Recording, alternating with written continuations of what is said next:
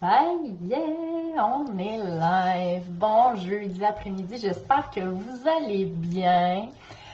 Tel que promis, je viens vous jaser pour le live de la semaine et je vais aller voir si tout va bien du côté de ma page Facebook. Est-ce que je suis là? Et oui, c'est parti. Donc, le sujet aujourd'hui de cette vidéo, j'avais envie de venir de vous jaser d'un sujet, en fait, de prise de conscience qui s'est entamé chez certaines de mes clientes, en fait, de parents que j'accompagne par rapport à leur expérience de parents éducateurs.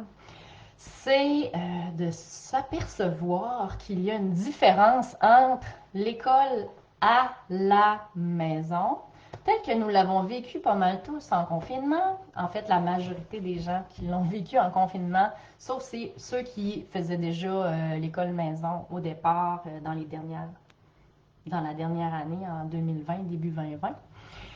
Et qu'il y a, oui, en effet, une différence entre cette école à la maison, donc la reproduction de l'école dans le milieu familial, versus l'enseignement à la maison. Par définition, c'est quoi l'enseignement à la maison? C'est quand une famille, deux parents, un parent, peu importe votre situation familiale, vous décidez de prendre en charge l'éducation de votre enfant à temps plein. Selon la loi, la Charte des droits et libertés, les parents ont le choix quant à l'éducation qu'ils offrent à leurs enfants, mais ils ont une obligation d'éducation vis-à-vis de leurs enfants aussi. Parmi ça, il y a la possibilité de déléguer ce rôle d'éducateur, de déléguer dans le fond l'éducation de son enfant à l'institution qu'est l'école. Donc, en n'envoyant pas notre enfant à l'école, on se prévaut de notre droit d'éduquer notre enfant nous-mêmes. Quand on choisit l'enseignement à la maison, au Québec, c'est comme ça qu'on appelle ça. On peut appeler ça aussi l'école maison, l'éducation à domicile, les apprentissages en famille. Il y a vraiment beaucoup d'expressions qui identifient, dans le fond, cette réalité-là d'apprendre en famille à temps plein. Quand on choisit l'enseignement à la maison, quand on reste au Québec, ça amène, oui, un certain lot d'obligations vis-à-vis du gouvernement, mais ce n'est pas ce dont il est question aujourd'hui. L'enseignement à la maison, pourquoi c'est différent de l'école à la maison? C'est qu'on vient s'affranchir, disons-le comme ça, de la structure, des murs qui peuvent être soit physiques ou soit, j'allais dire, j'ai juste le mot spirituel qui arrive en tête, soit physique ou vraiment invisible autour de nous. Donc, on vient prendre plein contrôle, on prend plein pouvoir sur l'expérience éducative qu'on fait vivre à notre enfant. Donc, quand on prend ce pouvoir-là, vient avec ça une infinité de possibilités et c'est ce qui fait que l'enseignement à la maison, c'est tellement beau, c'est tellement riche, c'est une magnifique occasion de venir vivre pleinement les fondements que, je vais faire le lien avec ce qui a été pensé, réfléchi par rapport au programme de formation de l'École québécoise, soit le programme du Québec. Et je vous présente un peu ma vision des choses par rapport à tout ça. Le programme de formation de l'École québécoise, PFEQ. Donc, si vous entendez le mot PFEQ, c'est le programme. Le PFEQ a été pensé a été basé sur le développement de compétences. Donc, on venait au départ, pas diminuer, mais on venait accorder une importance moins grande aux connaissances.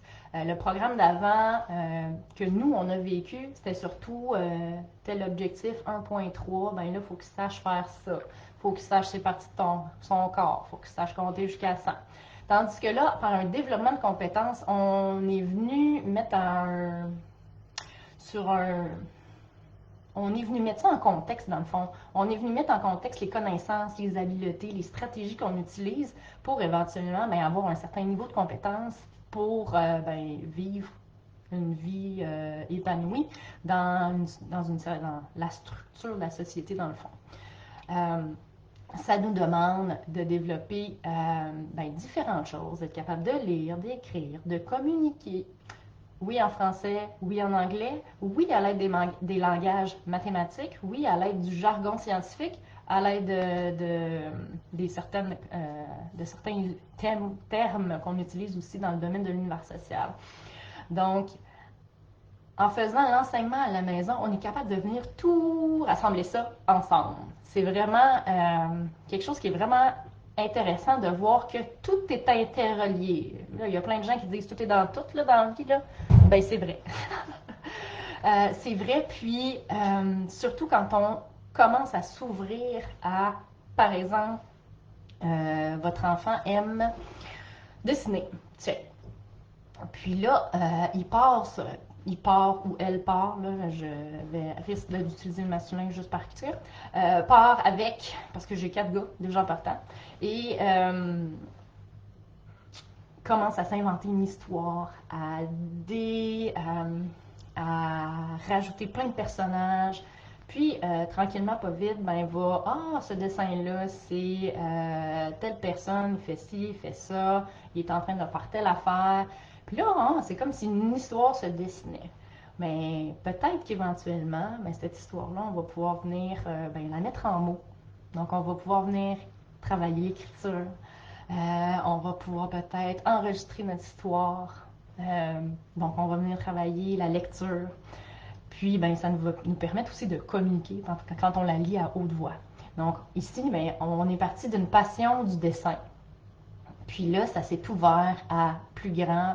Là, j'ai nommé des compétences en français, mais ça peut être aussi en sciences. C'est une histoire d'un agriculteur qui vient prendre soin de ses animaux, puis il veut qu'ils grandissent bien. Là, il s'assure qu'ils ont la bonne nourriture, qu'ils sont hydratés comme il faut, etc., qu'ils ont le meilleur herbe possible pour manger.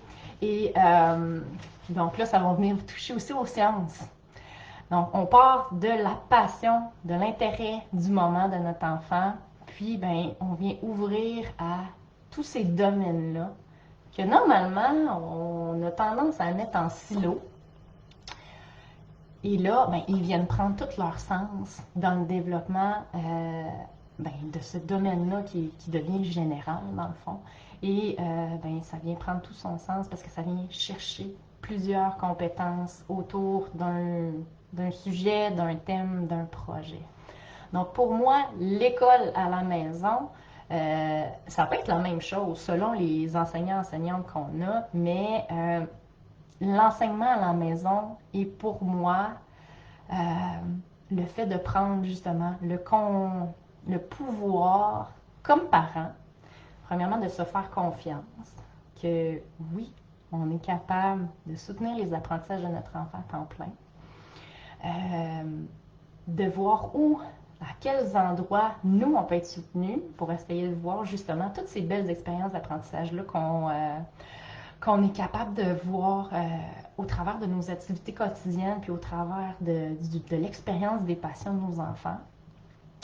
Donc, comment on peut être soutenu à ce moment-là? Et ça peut être en échangeant avec des gens, ça peut être avec des professionnels, ça peut être d'aller poser des questions dans des groupes Facebook, ça peut être aussi d'aller s'inspirer au travers de gens qui partagent leurs expériences d'apprentissage sur différents réseaux sociaux. C'est d'ailleurs une facette de mon accompagnement privé ou de groupe. Et donc, personnellement, comme parent, mais ça nous permet de venir voir différemment notre rôle auprès de notre enfant, changer un peu la dynamique qu'on a vis-à-vis de notre enfant, parce que maintenant, on le connaît sous un aspect d'apprenant. On sait qu'est-ce que c'est ses passions, mais on sait aussi des fois c'est quoi ses défis, vers quoi il n'est pas naturellement porté à aller. Puis souvent, quand c'est ces défis-là, ces trucs-là qui nous font un peu plus peur, C'est là qui c'est vraiment intéressant de peut-être aller gratouiller pour que, ben, éventuellement, ça devienne quelque chose qui est confortable. Exemple, un enfant qui n'aime pas vraiment écrire, quelles seraient les façons de l'inviter à écrire au départ pour qu'éventuellement, ben, il ou elle le fasse de lui-même, de façon peut-être un peu plus spontanée, puis pour qu'éventuellement, ben, il y ait de l'appréciation de cette activité-là. Parce qu'on s'entend, l'écriture, peu importe comment on va se développer dans notre vie, c'est pas mal quelque chose qui est incontournable. Qu'on sache écrire, lire, compter, pas mal. Puis le but aussi, ben, c'est de se développer à son plein potentiel, puis de se sentir bien, d'avoir un beau niveau de bien-être. C'est ma vision des choses, ma vision de la vie. Donc, en enseignement à la maison, ben, ça va être d'aller voir justement, de se transformer comme en espèce de pas d'inspecteur, de détective, puis de voir, OK, c'est quoi les petits défis de mon enfant, puis c'est où que je peux aller chercher. Soit les outils, soit les idées, soit les ressources qui pourraient aider mon enfant à s'ouvrir davantage vers tel défi, relever ce défi-là, réaliser ce projet-là. Donc, en gros, c'est ça pour moi, l'enseignement à la maison. Je ne sais pas ce que vous en pensez ou si vous avez des questions par rapport à justement le fait de faire l'enseignement à la maison, d'oser faire différemment que ce qu'on a vécu aussi dans notre expérience éducative. Il y a vraiment beaucoup de gens qui ont été à l'école, qui ont fait leur cheminement à l'école. Et là, dernièrement, on en est à un moment de transformation de comment on voit l'éducation avec un grand E, disons-le comme ça. Et on se rend compte que c'est possible de faire les choses différemment, de choisir le quotidien dont on a envie. Puis des fois, ben oui, ça peut impliquer le fait de retirer notre enfant de l'école ou de ne pas l'envoyer à l'école tout simplement selon son âge. Et de choisir d'embarquer dans ce mode de vie-là, cette belle grande aventure-là qui est l'enseignement à la maison. Mais pour sauter, oser plonger, ben ça prend du courage, du grand courage. Et ça prend une confiance relativement solide parce que quand on ose faire différent, quand on ose sortir de la norme, oui, ça va arriver qu'on soit découragé parce que peu importe ce qu'on fait, il y a des hauts et des bas dans la vie. Vous ne serez pas surpris que je vous dise ça. Et quand on sort de la masse, ben vient alors les jugements, pas seulement les jugements de l'extérieur, mais les jugements qui viennent de l'extérieur, oui, mais aussi ceux qui viennent d'ici ou d'ici.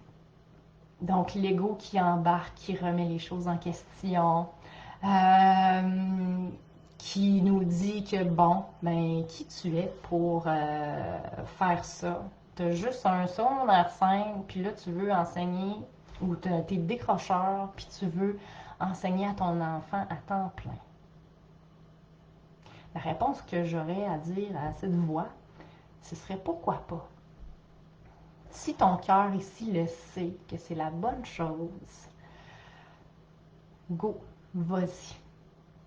Passe à l'action, mais assure-toi, il n'y a pas de mais en fait là. L'important c'est vraiment de s'assurer que toi sois soutenu pour que tu puisses à ton tour soutenir ton enfant. Que par ce choix-là de vie, ce choix, le fait d'écouter ton intuition, d'écouter ton cœur, d'y aller avec ce que tu penses qui est le mieux, ce qui est requis pour ton enfant et pour toi aussi, pour que vous soyez les deux épanouis les 2, 3, 4, 5, peu importe combien vous êtes dans votre famille, que vous soyez épanoui dans cette nouvelle vie-là, c'est vraiment important de vous sentir entouré, de vous sentir soutenu, accueilli. Puis, ben, s'il y a des changements à faire dans votre entourage, ça peut être aussi dans votre environnement physique, là, ben, je pense que vraiment l'important, c'est de choisir de se connecter à son cœur, puis de voir c'est quoi qui me fait vibrer, qu'est-ce que j'ai envie de vivre avec mon enfant. Puis si c'est l'enseignement à la maison, mais pourquoi pas oser foncer. Ce qui m'amène à vous parler un peu de l'importance d'avoir un beau réseau. Plus tôt cette année, j'avais partagé l'existence du groupe Facebook L'éducation à domicile 101. Si vous n'y êtes pas, je vais mettre le lien dans les commentaires de la vidéo. Donc, une belle communauté administrée par les co-auteurs du livre L'éducation à domicile et moi. Donc, je fais partie des co-auteurs. Et un livre d'ailleurs qui se veut comme un peu tout ce qu'on aurait aimé savoir avant de commencer l'éducation à domicile. On a partagé vraiment nos enseignements, on a partagé des ressources où aller chercher et aussi beaucoup de témoignages de parents et d'enfants éduqués à la maison.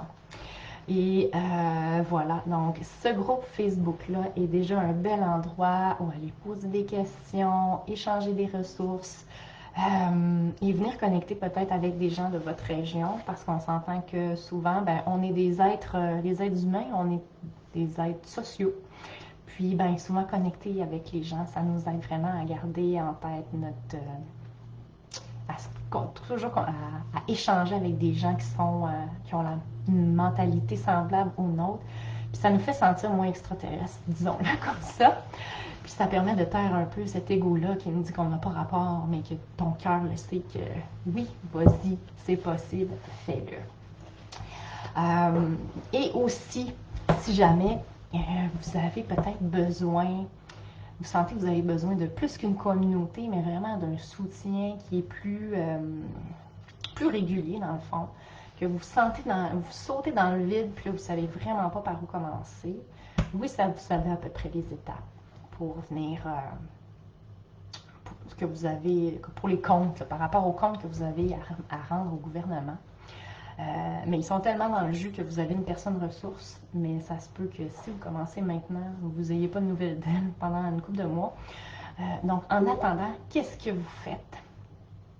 La grosse question.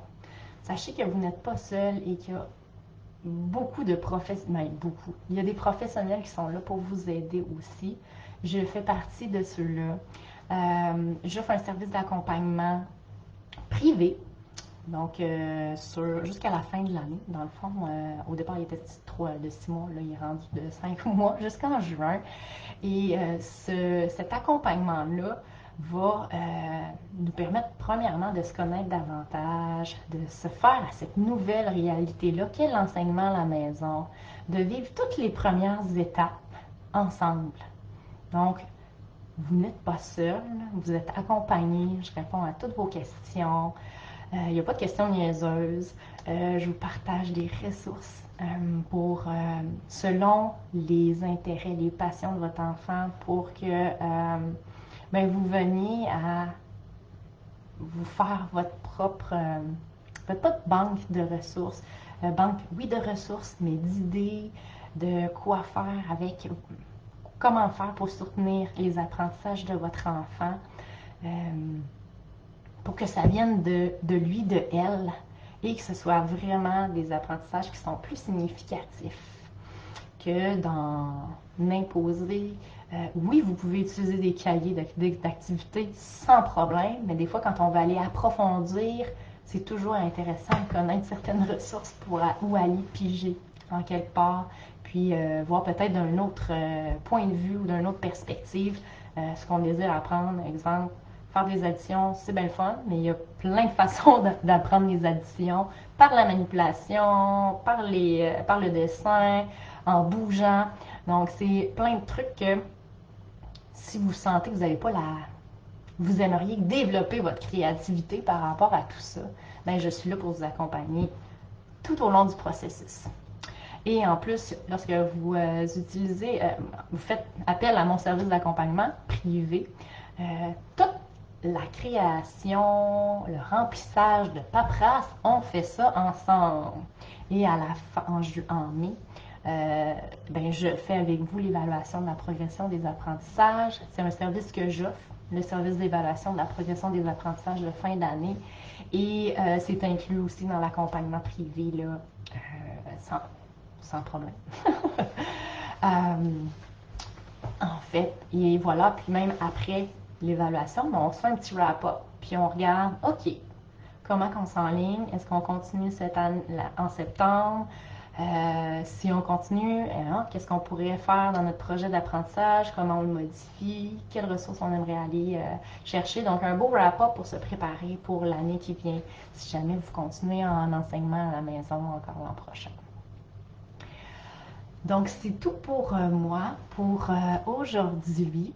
Si vous avez des questions, commentaires, suggestions de questions que vous aimeriez que j'aborde, je suis en live tous les jeudis sur cette page-ci sur Facebook. Et des fois, j'ai des invités. La semaine prochaine, la semaine prochaine, je reçois Joanie Mercier de la Vallée aux Merveilles. On va aborder le thème du trouble de déficit de l'attention et de l'hyperactivité. Donc, ça risque d'être vraiment intéressant. Je vous confirme l'heure dans les prochaines publications pour la semaine prochaine. Je vous confirme l'heure via une publication. Donc, assurez-vous d'activer les notifications de ma page. Dans le haut de la page de ma page Facebook, là, 3 petits points, activez les notifications, comme ça vous allez savoir quand est-ce que je publie des nouvelles publications. Et ensuite, voilà, si vous avez des questions, gênez-vous pas pour venir me voir en privé. Je réponds entre 10 et 3 heures sur les jours de semaine. Une fois de temps en temps, si j'ai un petit 2 minutes, je vous réponds avec plaisir le soir et le week-end, mais je me concentre vraiment sur ma famille souvent pendant ces moments-là. Et ensuite, voilà. Donc, je vous souhaite de passer une belle fin de journée, une belle fin de semaine. Je vous souhaite que ce soit ensoleillé. Et peut-être un petit défi aujourd'hui, c'est la nouvelle lune. Et la nouvelle lune, c'est un beau moment pour justement faire un wrap-up du cycle qui vient de passer et peut-être d'identifier une intention. Qu'est-ce que vous aimeriez être ou vivre en famille pendant le prochain cycle, donc jusqu'à peu près, là on est le 10, jusqu'à peu près au 12 mars. Donc d'ici la prochaine nouvelle lune, qu'est-ce que vous aimeriez être ou vivre? Posez-vous cette question-là, puis vous pouvez venir répondre en commentaire pour partager tout ça. Personnellement, mon intention pour ce cycle-ci, c'est pour vous de lancer un calendrier numérique enseigné à la maison avec une petite saveur magique. Donc, on va insérer des rituels au travers de l'année tout en mettant les moments clés quand on fait l'enseignement à la maison. Donc, préparation du bilan, rédaction du bilan, préparation du portfolio, période d'évaluation de la progression des apprentissages, etc., création du projet d'apprentissage, soumission, etc. Donc, un bel outil virtuel numérique que vous allez pouvoir ajouter à votre calendrier Google ou iCal ou peu importe lequel. Donc, ça va être lancé au cours du prochain cycle lunaire. J'espère faire ça d'ici la fin février, si tout va bien. Donc, je vous le rappelle et n'hésitez pas à m'écrire privé en commentaire. Ça va me faire plaisir de vous répondre et je vous souhaite une belle fin de journée. Bye!